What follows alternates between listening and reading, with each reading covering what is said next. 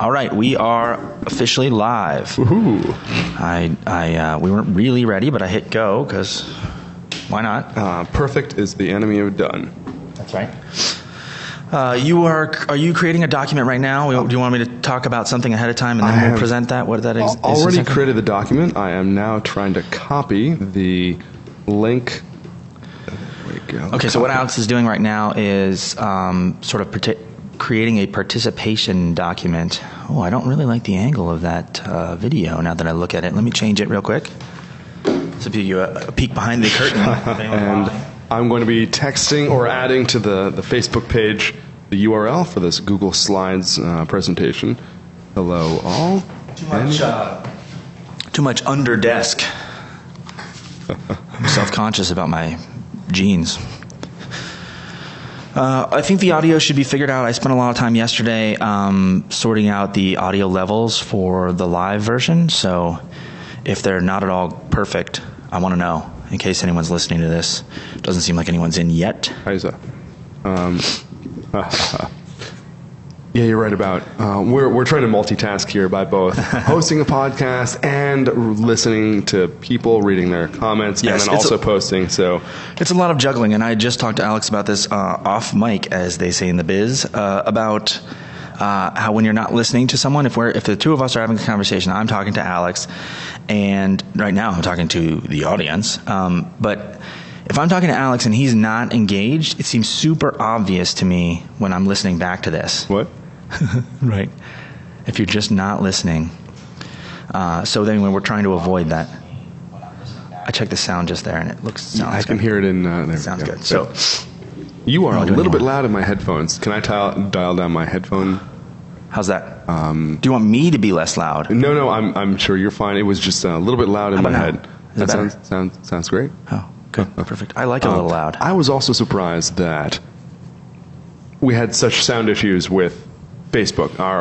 Have you really cranked the volume now? And we've referenced regularly learning by doing, which is why we're glad to do this and get this feedback. If you want to know the details of it, so I have this device called the iRig 2. You can see it over there. It's specifically for things like this, plugging into the iPad, because the iPad has a microphone cable, and basically we're going from just the output of our headphone amp into a microphone.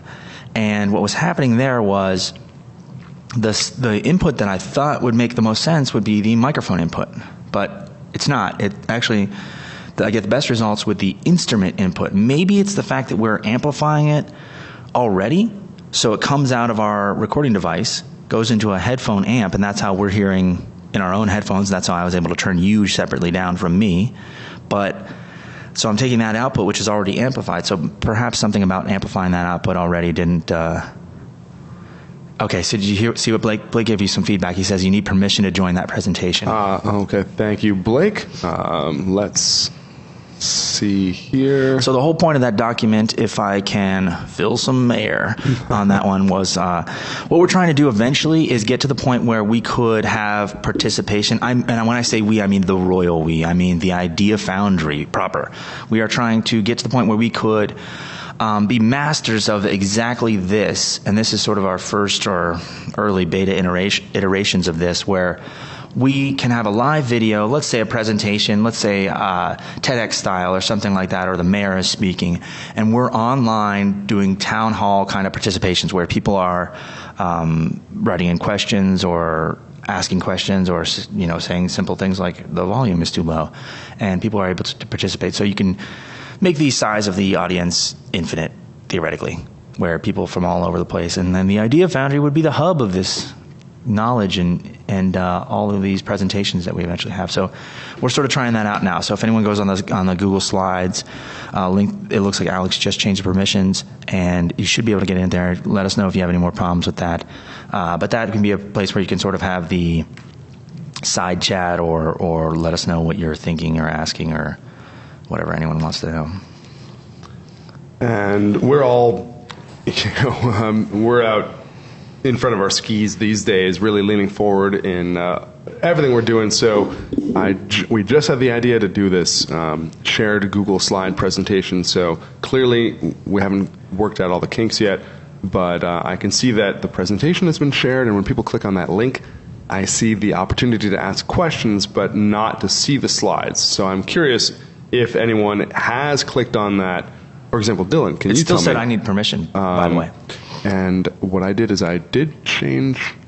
Okay, it may be that the questions need to be shared, but Dylan is now showing me what his slides say, and.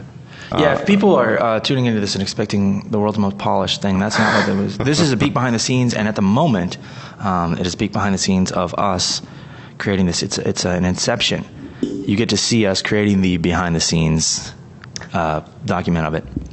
Also, when it comes to Facebook Live, which would be really annoying if you're listening back to this or watching back to this, but when it's live, as soon as you go live, people aren't necessarily joining right away. So there is a bit of a build up to get your audience going or whatever, have people sign in or notice that you're on there. So that's kind of what we're doing here, is filling a little bit of space in there. But what we'd really like to do eventually is get to the point where people could participate in these larger meetings or a class or something where we're sitting there talking. I know we get a lot of, and we even had questions in our first video that we made, where people were asking about franchising and things like that for the Idea Foundry, makerspaces, other makerspaces wanting to know things like that. And that would be the kind of thing where we could do that too, where, hey, there's a sort of a makerspace town hall and everybody's joining in, and then we're just going to talk about, whatever the topic of the day is, and everybody gets to participate. I think I just found the... our video on Facebook Live looks a little bit crazy. Yeah, what do you mean? Mine is all staticky, pixelated, and green squares. Not me. It looks fine to me. There you go, bragging again. My computer is clearly far superior. I know Blake is listening. Whoa. Psychedelic. That is not what's happening in the real life? Maybe it's the Matrix. I'll refresh Facebook. This is gripping podcasting, by the way. No, it's fine. This is. I did find how to share the questions from that slide with everyone, so... Yeah, and I can see it. Now that I clicked on it, it looks like everything's fine there. I see, it says, I didn't have to sign in that time. Now I'm asking anonymously. So, because I'm not actually signing in this computer. Is that fine? We want people to ask anonymously. Yeah, please. And can you see the actual slides? That's what I'm curious about, too. Oh, wait, you mean other slides? No. Yeah. I see, Does it I just see questions. Question? Yeah. I should be able to see slides as well. I think I know how to do this now. Okay, go ahead. So we're big fans of learning by doing here, and what I think we need to do is both share the link for the presentation itself and then share the link for asking questions. Okay. And in a moment, we'll explain why this is something we're glad to test out. And so let me get the shareable link for the presentation. I was happy to talk about the things that I've learned while podcasting. Now that I've been podcasting, listening back to it, and the thing I talked about earlier was, if you're talking and the other person's not listening, which is happening now because you're busy doing that. And then just little things like if you're trying to fill space, which we're probably going to do plenty of now, but there's like little helper phrases people get. Usually it's not that bad. Sniffling is something you really try to avoid doing. But also I think you got to give room to the other person to talk. Sometimes there's things where I have a thing I wanted to say. You got to let some go by. There's a joke. I had something. I could have interrupted you with it. Maybe it would have been worth it. Maybe it wouldn't have been worth it. And then you let it go by, because a lot of times I think it's better to get the clean audio of whatever that person was saying than to get a funny joke that was kind of like talked over. And we've even talked about having some kind of interactive table or device that actually kind of keeps track, almost like a visual chess clock, of who's been talking more. And ages back, I heard about a really interesting MFA project by some Scandinavian students. It was a master's design program where it was a digital TV tabletop coffee table that had microphones and would listen to who was talking. And this is just when speech to text was coming out. So as I was speaking, it was real time, converting that to text, and then creating a kind of word cloud of some of the things I was saying. And as I was talking, the center of gravity of this tag cloud was drifting towards me. And then as you would start talking, it would drift back towards you. So you had this really interesting visual history of the conversation we just had. Yeah, so I would love that. I think that would be so cool. I've got some ideas for that. The other day we were talking and I sort of stumbled into that idea about the Amazon dash buttons. Yes. So if we now we have a couple people listening. So if anyone's listening, I was talking the other day to Alex about if you've ever seen those Amazon dash buttons, the whole intention of those is to we're out of toilet paper and you hit the button and it reorders toilet paper automatically for you. But I saw online where people were hacking those to do other things, and then I looked it up, and actually Amazon sells intentionally hackable versions of this, and they have their own sort of software on the back end that the more I looked into it, it's perfect for stuff like this. So at the Idea Foundry, the idea would be, hey, there's something wrong with this room. Hit the button. Hey, did this room need attention? This bathroom needs cleaned, or we're out of toilet paper, or this trash can needs emptied, or whatever. You could hit that button. It would send a text to whoever, me, and I'll say, we got to go take care of this. Something's going on. And so basically, they're just a Wi-Fi enabled button.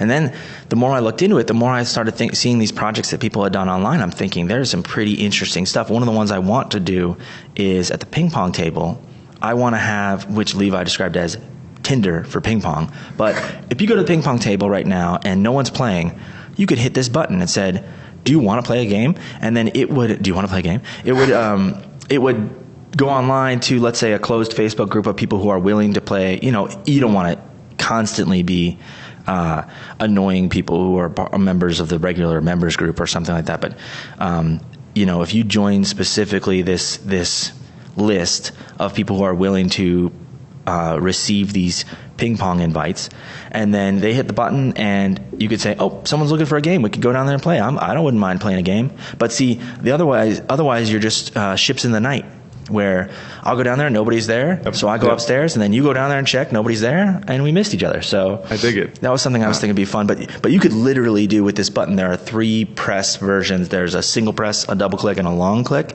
You could have, hey, how was your bathroom experience today? Was it good, bad, needs attention? And even today I'm drafting a letter, belated letter to our co-working community, welcoming them and explaining that we're going to be standing up. We're in a soft rollout right now, so we have a little excuse for why we're a little behind the ball. But things like, hey, if you're out of paper towels, how do you let that know? So one funny thing when you said Tinder for ping pong, our good friend Brooke Paul, whose company Tyvara operates out of the Idea Foundry Business and Technology Development, he listens to people's ideas often, and they ask him, is this a good idea? And he'll say, I won't tell you if this is a good idea. I'll tell you if I think the market thinks it's a good idea. But one of them, he'll regularly hear the X for Y. It's like this for that. So it's like Instagram for bodybuilding. And he'll say, no, that's Instagram. Yeah. or that's Pinterest or what have you. But Tinder doesn't specifically work for that reason. There's probably a million different other mini solutions, but I was just thinking the point that we're trying to do, even with the Idea Foundry angle of it, with the paper towels thing, is originally we were saying, okay, put a sign up there and text Matt when this needs fixed or whatever for downstairs specifically. And then we're thinking, okay, well, you have to pull out your phone, you have to put Matt's number in if you don't already have it, and you have to bother him or whatever. But just pushing a button, that way you push this button, we'll receive your problem, your message, and then we do all the work. We figure out what to do with it. Who's the right point of contact? Yeah, you don't have to know anything. You just, hey, push this button if we're out of paper towels or printer paper or whatever it is. And then that's why we can do the different long click or something, long press if you need help now. Oh, I didn't know that. Yeah, that's what I'm saying. That's really cool. There's single, double click, and long press. I see. It's like Pressy for your wall. Pressy was a Kickstarter device that you put in your aux jack, and one press was one app. 2, you could program it to be like open your camera, turn the flashlight on. There was an Indiegogo version called Flick, F-L-I-Q, and it's sort of the same thing. Just Wi-Fi buttons. They do things. They can change all the lighting in your house or whatever, but I think we could really use them here for sending people messages or all kinds of crazy stuff if you really get into it down the road. But it's a perfect thing for the Idea Foundry in my mind. So one of the reasons that we're glad to be podcasting live, that we're testing out this Google Slides, both the slideshow share and the question share, is, and I think we've touched on this a few times in some of the previous podcasts, at the Idea Foundry, we're largely a substrate for the interests of Columbus. So if we have 20 or 30 freelance instructors and each of them can teach 10 or 20 different classes, it takes weeks to months, half a year to onboard new classes. And so if we're trying to, 30 instructors, 20 classes, that's 600 prospective classes. It would take us years to put all those on the website, and we're not even sure if they'd sell at the end of the day. So we're really interested in having these interactive, I've been calling them digital town halls, where let's host a 1-hour event where we send out a survey in advance and we tell people, ask people, hey, do you want more woodworking classes? Do you want them to be project-based or process-based? Do you want electronics classes, marketing, or software programming? And then based on the feedback from the community, we put the horse in front of the cart, and we offer the top 10 most popular classes that were arrived at by this process for 1 quarter. And if we push that questionnaire out to the world and then say, hey, the first 100 people who answer this questionnaire, we're going to have a party. Come to the event space, we'll have pizza and beer or what have you, and have a face-to-face conversation with those folks, but then also stream the conversation. And I was delighted to learn that Google Slides, the PowerPoint equivalent of Google, has not just the slides feature, but you can do a question audience share feature. So if you create this, hit one little option in the presentation mode, and you have a URL that you can distribute to everyone, and they can just put it in the browser on their phone. They don't need to download a special app. They don't have to have an Android machine. And then they can ask questions. All the other people watching that same questions URL can see the questions, and you can thumbs up and thumbs down them too. And there's a feature here that's asking you to refresh to put the most popular questions up to the top of the window. So if you are listening right now, and if you do have a browser open on your laptop or your phone, I'd be grateful if you could copy that URL or just click on the link in the comments of our Facebook Live and see both the presentation and the questions. And if you have any questions, just ask anything silly or serious. This was an off-the-cuff attempt to just work some of the kinks out here before we do an official one of these, maybe in a couple of weeks.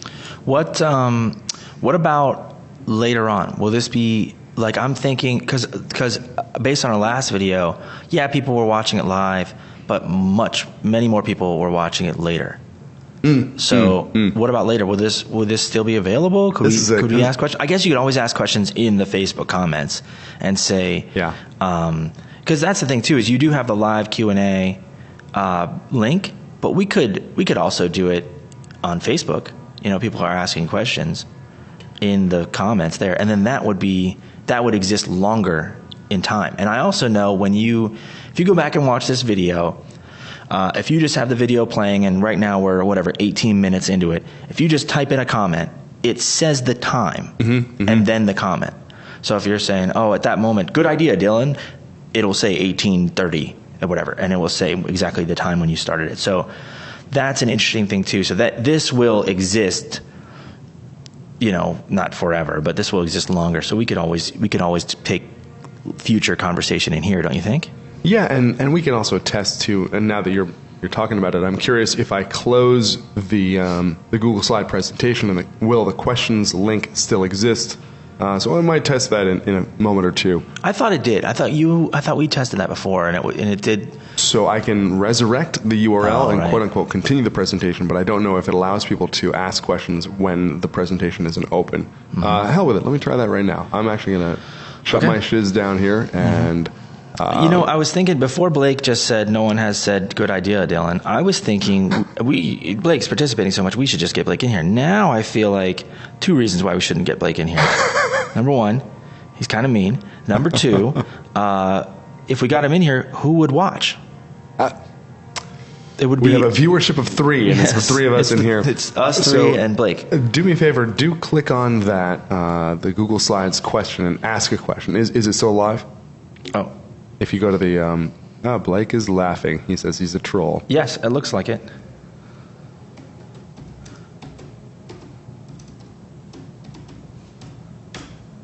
Oh, I don't know how to quickly hit submit. I have to click on it. What a difficult thing. Yeah, I think so. Right? Okay, I'll start my browser back up. I'll open that. So Blake asked, oh yeah, he says it's still live also, but Blake asked, why does Alex shave his head? I actually had a conversation with 3 shaved head gentlemen last night about like, when was the moment? Alex and I are always talking about this. I'm not saying that we need to talk about this, how do you tell people things that you need to tell them, like kind of thing where, the analogy he always gives is, your friends will tell you what you want to hear, and your real friends will tell you what you don't want to hear necessarily. And, but maybe you really deep down do. But anyway, the shaving your head thing is more like that, where I talked to these guys, and my one friend had this hilarious story where he was saying he could tell his hair was going, and it was getting worse, and he was like, just in a last desperate attempt to fix it, he went out and bought hair gel, and then he put hair gel in his hair, and then he had these couple roommates or whatever, and they were saying that you're not gonna wear your hair like that, are you?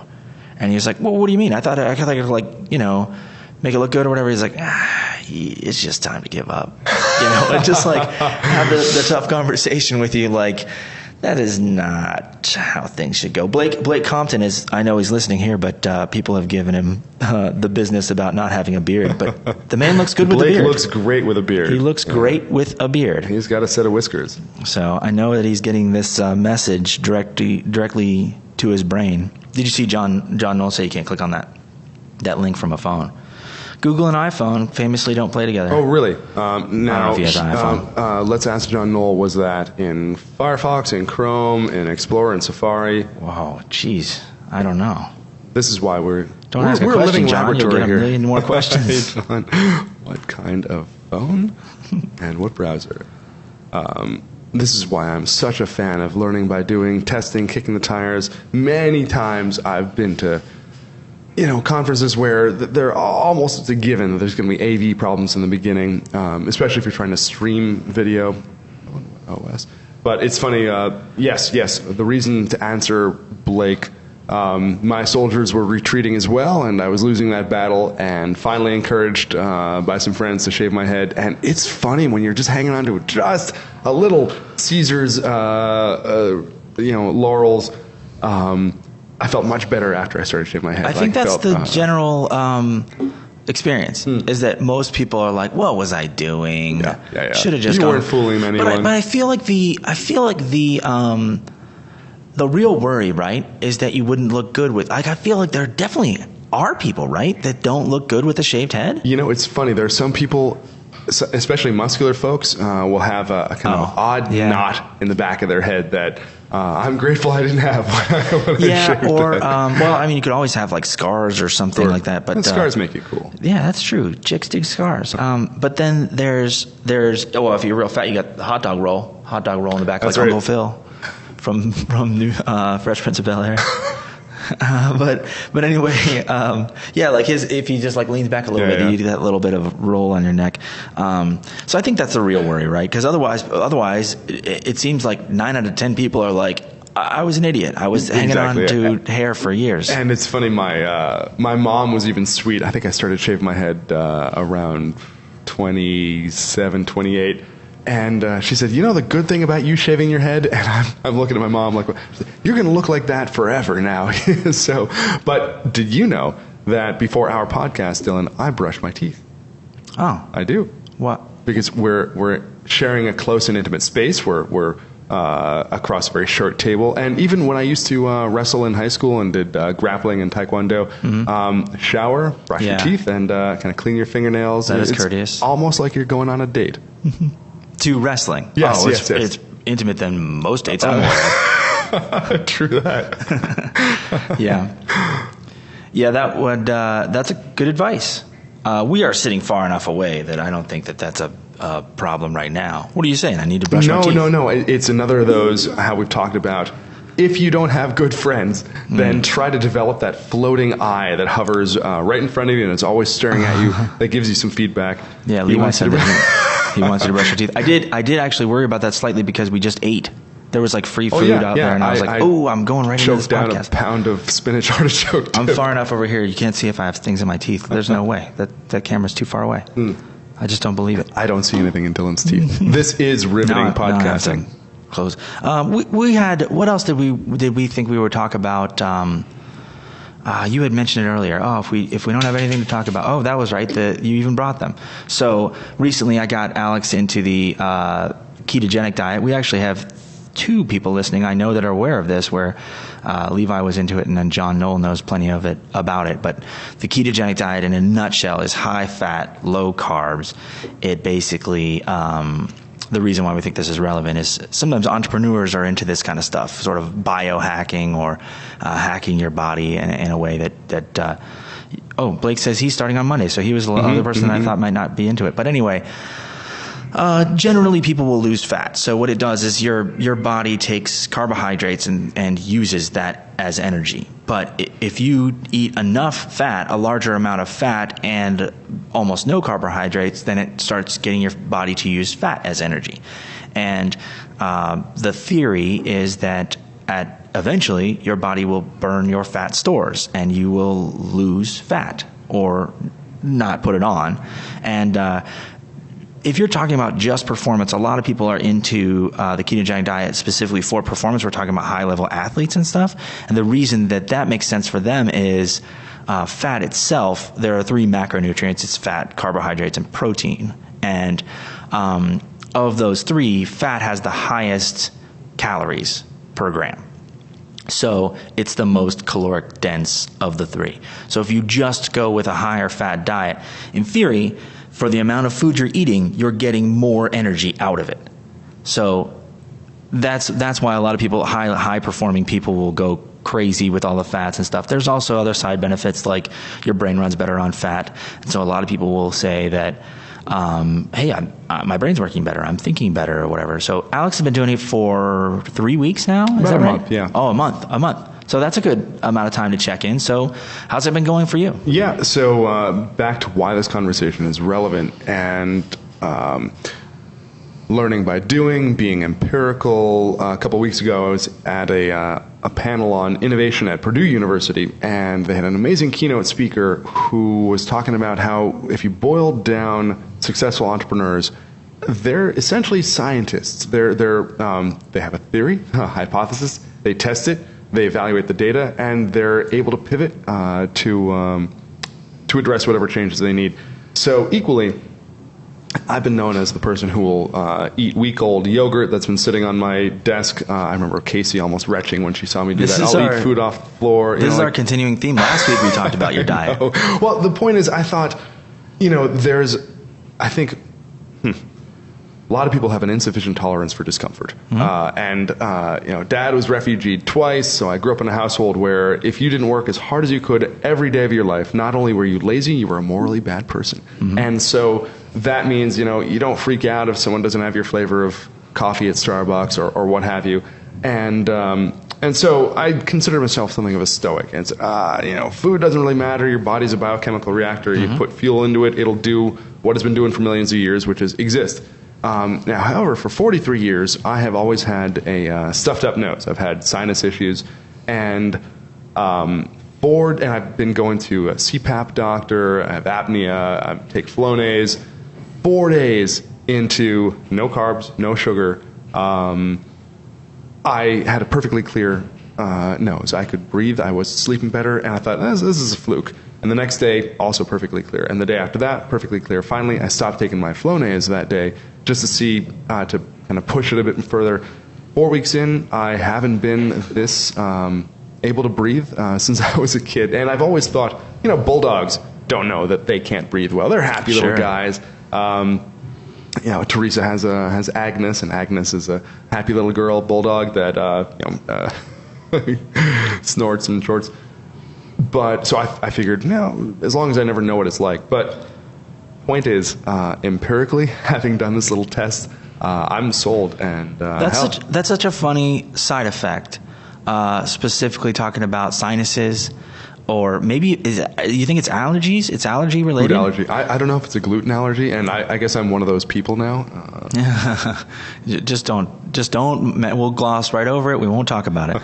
But yeah, I think that about allergies in general, that I think people just used to living that way, and you never even thought about it. I mean, a lot of things could be like that. I remember my friend one time saying that he thought something was wrong with his car because it made a noise every time he took a left-hand turn. Turns out it was him. His shoulder hurt. Isn't that funny? So it's like we just get used. That's what we do. We adapt. And so we just get used to, dealing with the problem or whatever it is. So it's like, hey, I always have a sniffly nose. I always have sinus issues. And then it's like specifically this diet is just, you eliminated carbs or sugar from it. And, which is kind of a lot. It's sort of, I think it's the wheat in there that's gone now. Yeah. Especially in the American diet, it just seems like carbs and everything. That's the thing you notice when you first started doing, the ketogenic diet or whatever, when I first started doing it, it's like, wow, it's so difficult to find things with no carbs, because carbs sort of have become, especially when you talk about bread or things like that, they've become the cheap way of just getting food into people. It's just filler. And here's the bread or whatever. You have a sandwich. The real meat of the sandwich is the meat, and then the rest is just bread. Is just you can even see it when you cut it in cross section. It's just air. It's just floating space. It's just filling nothing. And so that's why it's part of everything, because it's just so simple, and we've just become used to it. And so not eating carbs at first is hard, and then eventually it's I'm just going to eat that hot dog, but I'm not going to eat the bun or whatever. Yeah. I'm seeing that Levi is posting that he's also had good results allergy-wise by being on the ketogenic diet. Yeah, that was something this is interesting, because until maybe he had said that, or maybe you had said that, where I never even knew that was a side effect of it. So they're you of course want to be aware of not just attributing it to that, but you are one of the most strict. When you were talking earlier about entrepreneurs being scientists, you are one of the most strict people for when it comes to like empirical data or just data in general. Is like, whenever I tell you something and I would say a kind of claim like that, like, oh, and my allergies are cleared up, you will drill me about it. Well, how do you know? Have you tried it? Have you gone back to it? Have you done this? Like, you are one of those people. So the fact that you think it, to me, says that it's obviously not just an outlier. It's not that I think it; it's that I have the data to show. Sure. Yeah, and you do that stuff too. I know you track that. I think you mentioned last week, if it can be measured, it can be managed. Sure. And I wholly agree with that. Yeah. So, and there was, we're big Tim Ferriss fans and Tools of Titans. I love surveys that are put to hundreds of people that we consider successful or interesting or fun. And we see Todd outside. I wonder if he's checking the slides on his phone. And it's really interesting seeing even people across different disciplines, whether you're a successful musician, successful entertainer, or athlete or business person. What are some common habits? Do they go to bed early? Do they wake up early? Do they watch what they eat? Do they exercise regularly? Do they not check email until noon so that they have 2 or 3 hours in the morning just to be proactive? And I'll have to chase down the survey that I found, but there was one where a lot of these folks really, they watch what they eat. They keep. We've used the phrase for actors. They call their body the instrument. Oh, sure. They keep their instrument real tuned, and I think that allows you to push a little bit more, to get an extra hour of the day, whether it's to save for fun or to be a little more productive. Alex, Callie is telling me to speak up, adjust my mic or something. Thank you, Callie. Is there where we can monitor on that, Dylan? Do we see levels? I just like hearing my own voice, Callie. So I turned myself up louder. All right, deal with it. No, yes, we should have that. I thought you were fine, but I've adjusted you slightly. We should be able to hear it, but I guess it's a little hard for me to know because I am speaking, so I can hear myself in my head. There's no way for me to talk and not hear it. So I guess I just didn't adjust those accordingly. That's the kind of thing I would have done in post editing, but I see. Live is a whole different thing. So I appreciate the feedback on that one. The other day I was talking to Matt Markham, a member here, and we were talking about smart people take care of their body, and I was saying that too. That I know I say that's not always true, but I do think people are at different places in their life. You're busy. I've heard it described as, I can't remember how many guys said, but he said different light bulbs. So I've got work, family, and health. I think that's it, the 3 light bulbs. And he said, I only have so much power that I can divert to those light bulbs. So I can turn up health, but then maybe work suffers. Maybe I don't have as much time for work. I have to leave early and go to the gym or whatever. And or maybe turn down the family light bulb. But he's always talking about that. That's CGP Grey, one of my guys I pay a lot of attention to on YouTube. And that can happen. I acknowledge that smart people can also let themselves go physically because they are busy. They have a million other things. They've got other priorities. But in general, like he was just saying things like how do you? I mean, you won't be alive. So work can only be so important. At some point, you'll be dead, and it won't matter how hard you worked for 50 years because you didn't make it past 51 or whatever, and now you're dead, so what's the point? So I think that's the thing that you need to think. You need to think about the long game here is about taking care of yourself. So when it comes to the ketogenic diet or any diet or just, I literally think if someone has no idea where to start, the ketogenic diet is probably not for you. It's a little hardcore. You have to be disciplined. You have to be the kind of person that measures things. Alex originally has shaken those. There's a little bottle over there that's a pink bottle. But those are strips that you pee on, and they tell you your ketone levels. And so that's the kind of thing you have to measure all the time. Otherwise, you're just guessing. I assume I'm in ketosis, but you're not. It's very hard to get to know for sure. Otherwise, you're just doing a low-carb diet, which I also recommend. But because carbs, the more you look into them, especially when it comes to sugar and such, you realize that they're bad, and so just cutting those out. But if someone is just like, I have no idea where to start, what I always say is, like you said, that which is measured is managed. I think you should just start measuring your fat, protein, your macronutrients, your fat, protein, and your carbohydrates. Just start measuring what you eat. And a lot of that, some people say that there's an immediate thing, like I won't have that extra Coke because I know I'm going to have to write it down. And there's a little bit of like a guilt loop there where you're thinking, I'm only going to eat 1 cookie because I cannot write down 2 cookies. And so if you're being honest about writing all that stuff down, then just measuring it helps, but then also being able to look back. I think that's true about tracking your time spent on things and stuff. When you track it, you look back and you think, oh, I am spending too much time there, or oh, I am eating too much sugar, or I didn't realize I had 3 Cokes throughout the day, or whatever, that kind of stuff. So just measuring it is the first step. You don't have to go crazy. And with respect to measuring too, I was on a panel at JP Morgan Chase earlier this week with Jenny Bauer from Jenny's Ice Cream. She was amazing. She was great. And there was a question. It was generally about entrepreneurship and questions from the audience about how do you do X, how do you do Y. But it occurred to me, not everyone in the audience was going to be an entrepreneur. These are all salaried, staff at Chase. And I said, look, even if you're not interested in becoming an entrepreneur, I think each person should still live their life as if it were a business. And by this I mean, write your mission statement. What is it you're doing on this planet? Write out goals that you're trying to achieve. If it's, I want 24 hours each week just to watch Netflix, that's totally fine. But just make sure that you're actually designing your life to accommodate that, not just that your free time or your entertaining time is what happens after you happen to get all your stuff done, and maybe if you're lucky, you got an hour or 2 before you go to bed. I think you're approaching that as Alex.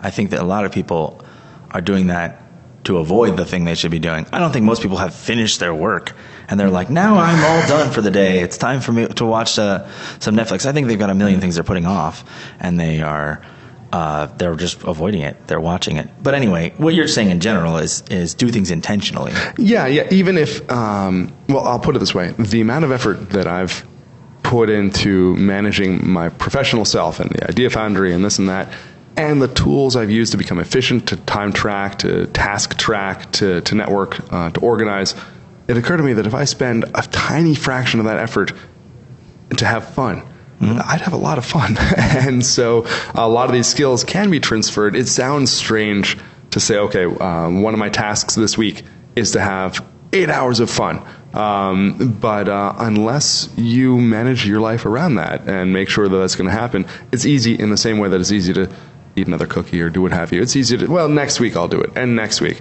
and 50 years of next weeks and you're dead. Yes, for sure. I think that also about planning things is like, oh, I'd like to go to the park more. I'd like to whatever go on a trip or whatever. You just plan it. You have to plan those things, or exactly what you said. Things will get in the way to the point where you haven't done it in 5 years and you still haven't done it or whatever it is.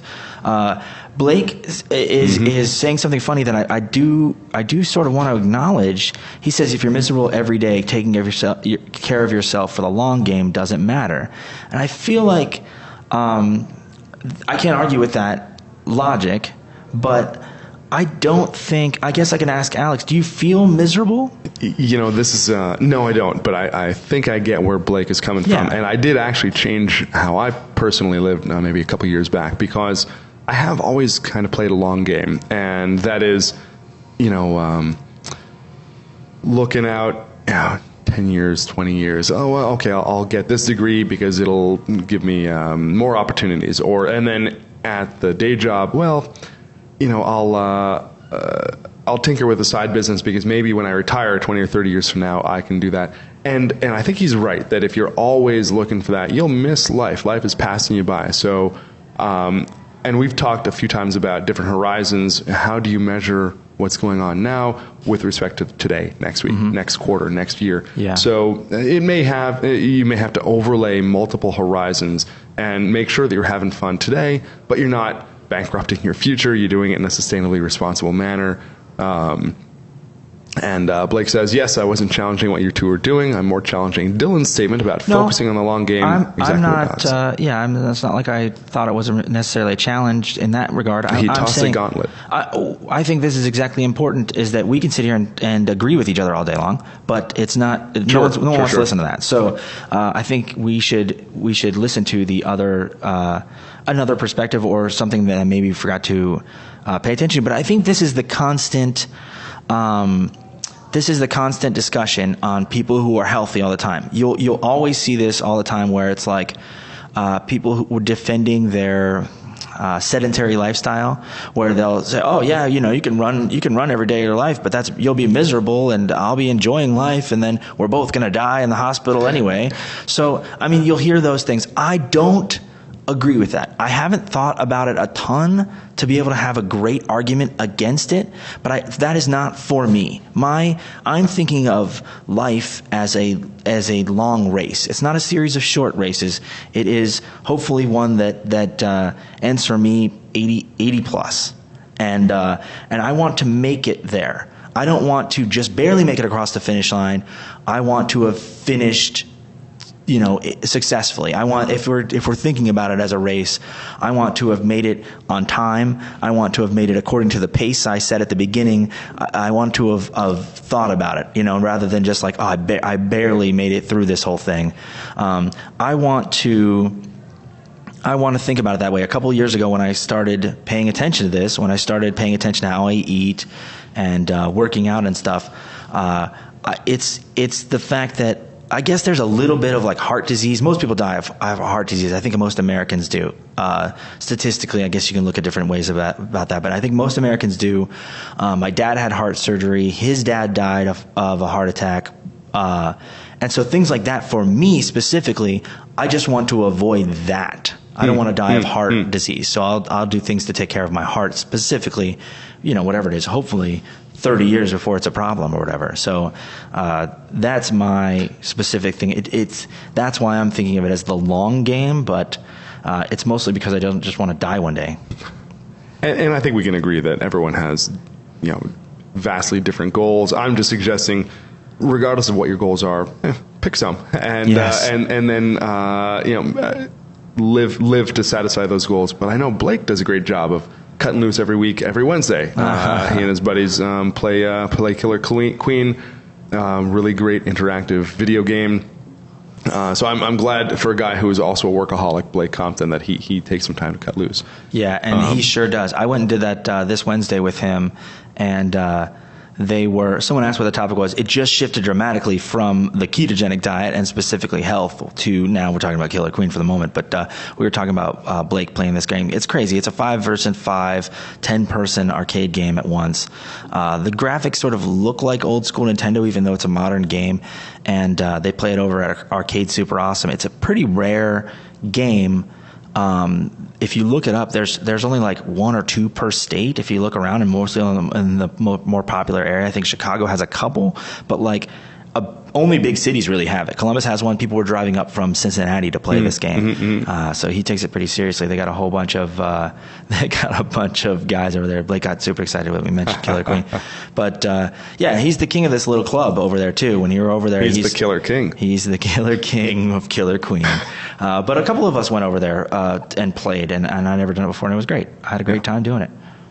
I see Kate Harkin, who is one of our co-working members, asking what the topic under discussion is. I don't know what we're talking about anymore, but I would like to see if anyone is still in that Google Slides questions document, or if anyone is watching the Google Slides show. Please let me know if you can see me advancing these slides. So that's, if you scroll down in the links of the current Facebook. Yeah, earlier when we first started this, Alex put a comment in there. I guess at this section it looks like it separates them and says, oh, it might not be easy to find that old comment, but there's a comment in this post that Alex had put a link to. What we're trying to do long term at the Idea Foundry is what we're calling town hall type discussions, where there's something live happening. Maybe it's even something fancy, where like sort of a TED version, but someone's standing up there talking, asking questions. There's the live audience, but there's also the audience online, and they're able to participate as well. They're able to ask questions, even if it's questions on the fly, like when we just said, oh, what's the topic? We can address that organically in conversation when it comes up, when we come to a break, or when it seems to make the most sense. So that's the kind of thing we're trying to do long term, is really get good at showing a presentation, having people participate. So that was sort of the roundabout topic for discussion of this one. But Alex has got some questions on there. When you say if I can see you advancing, I can advance on my own. Oh, that's interesting. So are you in the Google Drive slide right now? So there's a title slide. There's one that says cool graph. There are four slides. But yes. I can just go through them on my own, like any old PowerPoint presentation. Interesting. But anyway, the questions on the last one, the rest of these are just example ones. But then the last one is, what classes should we teach? What events should we host? What personalities should we invite? What projects should we build? This is for the Idea Foundry proper. And we were talking about earlier, Alex was asking questions. See, the thing is, so we really teach a lot of classes here, but people could teach a huge, the actual classes that people could teach or are willing to teach is nearly infinite. So we need to narrow that down and understand what people do, what kind of classes do people want to take, what would you be willing to pay for, and show up and actually learn that skill. And we'll drill down a little bit on that. Maybe the biggest surprise of this business for me for the last few years is how important marketing is. I used to think that a good idea sells itself. I thought that the primary function of our shop was access to tools. And now, of course, we're realizing, hey, if you got a great workshop, a lot of tools, but no one knows about it, they're not going to come, they're not going to buy your product, and you're not going to be able to keep the lights on. So, but there are websites like Instructables, like MakeZine.com, anything on YouTube where you see there are literally thousands and thousands of user-uploaded recipes on how to make nearly anything, including the parts lists, including where you buy them, photos of how to do this, videos. So we'd love to have a conversation with the City of Columbus and say, okay, here are 1,000 projects you can find on Instructables. Maybe 100 of them are $50 or less. And if you want someone to come and just steward you through the assembly or the design or putting the thing together, a workout partner for something interesting, then I'd like to be able to have a conversation with, let's say, the 5 or 10% of Columbus who might be interested in making stuff. How do we find those people? How do we listen to what they need? And there is the famous story of the Edsel, and I'll have to find out, was it a Ford or GM? I forget who made it. But many folk, the car company asked car drivers, what do you want in a car? and they put all the bells and whistles. I want windshield wipers on my headlights. I want this and that. And so they went ahead and built that car, and of course no one bought it, because there's a difference between what you say you want and what you're really willing to spend on. So even, I think, if we start doing these interactive conversations and provide surveys to people, it's actually not enough just to ask, what do you want us to teach? We might do an A/B split test where, for those who don't know, this is when you push pretty much the same question to a population of people, but maybe 50% of them get a slightly different phrasing, the other 50% get a different one. And even though it's largely the same material, you can test out, does the subject heading in your email encourage people to open it up any more than another one? I'd like to do a couple surveys where, one, we just ask people what they want, and then the other one we say, hey, all these classes cost $100. If you vote for it now, you can sign up for it for $30, and it's yours. So you're getting a 70% discount, but you're voting with your wallet. And then when we can look at what people say they want and what people are willing to pay for, I think that's going to give us a lot of information about how in the future to trust and to weight the responses that we get from these interactive questions. Yeah, I think of it, when you talk about it, I think about it a little bit like Kickstarter or Patreon or Indiegogo or something like that. It's like, I do think this is a good idea. I do think you guys should do it. And to guarantee that it becomes a thing, I'm willing to put up a little bit of money or whatever, like you said, a discounted version, so I can be in on the ground floor of it and make sure it actually does happen. Because like you said, there are so many surveys where you put out there and it's like, what should we do? And I feel like you just cannot trust the results, because people are like, that would be great or whatever. And it's like, okay, well, if we had an event where we showed that up, where we said show up for free tomorrow, most of those people wouldn't even show up. So it's like clicking a button is so easy, but actually committing to something or deciding something is worth your time is a different thing. And I love the research that and analysis that Casey has done, where when Levi teaches the sheet metal class, if we say, hey, learn to make this tool caddy, some people are interested, some people aren't, but instead learn to use the sheet metal resources, and the implication being you can make anything out of sheet metal afterwards, but it's exactly the same class. You're still learning how to make that sheet metal tool caddy. That class sells out better. Forgive me, I think that's the order. Casey will have to correct me if it's the other way around. But the point is, we've learned there is a difference between how you market the class, even if it's exactly the same process, same instructor, same time, same cost. People buy one, they don't buy the other. But I do think what you're saying is right, and I think it's important fundamentally about what the idea Foundry is I've gone down this road hundreds of times, where you try to learn something new, whether it's a programming thing or some electronics thing or some new skill of some kind, Photoshop. Just try, and you start from a place of not knowing what you don't know. So just try and look up how to do Photoshop, how to learn. It's like you have no idea even where to start. And so that's the thing that we do, is we do that curated learning, where a person who does know how to do it is showing you the actual way to weed through all that information, because it's too much. Most things out there, there are obviously some people that do it well, and there's some people on YouTube that do it well. Finding them is a bit of a challenge, but on like lynda.com obviously is a famous example where they do a pretty good job for most things, but all of the courses are different. They're all taught by different instructors. So one course might be great, and then the other instructor's not as good, or the piece of software is so new that they're not great at it. So that's the kind of thing that the Idea Foundry is doing, is teaching you, helping you sort through all that information. There's too much out there. And I think now that we're seeing the nature of what it means to know something is changing by virtue of information being free, YouTube plus a GoPro means anyone can pretty much teach anything.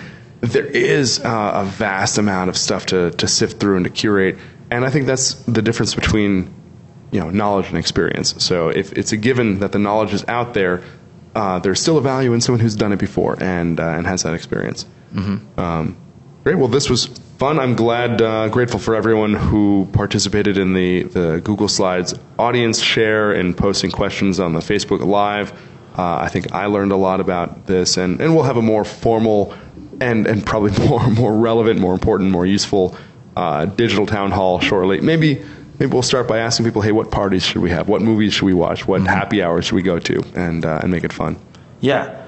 yeah, it sounds like we're wrapping things up. Thanks for watching, and we'll let everybody know. But it sounds like next week we might not be able to do Friday, but we might do Friday anyway. We might do something right now at this time. I mean, Friday at 2 p.m. Just to keep things a little bit consistent. But anyway, that does it for this podcast. Thanks for listening, watching, all of those.